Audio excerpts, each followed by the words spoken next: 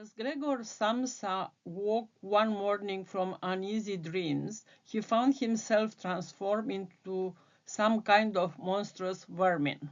Gregor came to see that in the course of these 2 months, lack of any direct human attention combined with the monotonous life within the family must have confused his mind, for there was no other way he could explain how he could seriously have desired this room to be emptied.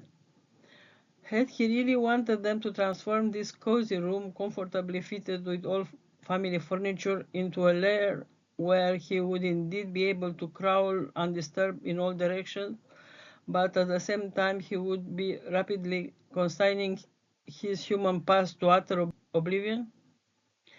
Wasn't he even now already close to forgetting, and only his mother's voice, unheard for so long, had shaken him out of it? Nothing was to be removed. Everything should stay. He could not do without the positive effect the furniture had on his condition. The father leaned against the door, his right hand hidden between two buttons on the tightly fastened coat of his livery. The mother, on the other hand, accepted the armchair offered by one of the gentlemen, and letting it stay on the spot where he had happened to leave it, sat in a corner out of the way. Gregor's sister began to play. Father and mother followed the movements of her hands attentively from either side. Attracted by the playing, Gregor had ventured a little farther out until his head was already in the living room. He was hardly surprised that he had shown so little consideration for the others of late.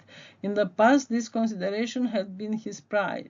And besides, right now he would have had even greater reason to hide. Then all three left the apartment together, something they had not done for months, and took the tram into the open country outside the town.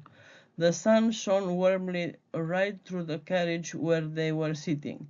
Leaning back comfortably in their seats, they discussed their prospects for the future, and it emerged on closer inspection that these were not at all bad. For the jobs all three of them held, which had never actually asked one another about, were extremely good, and looking ahead particularly promising. For the moment, of course, the greatest improvement in their situation was bound to come simply from a change of dwelling. They proposed to take an apartment that was smaller and cheaper, but in a better location and generally more practical than their present one, which was still the one that Gregor had chosen.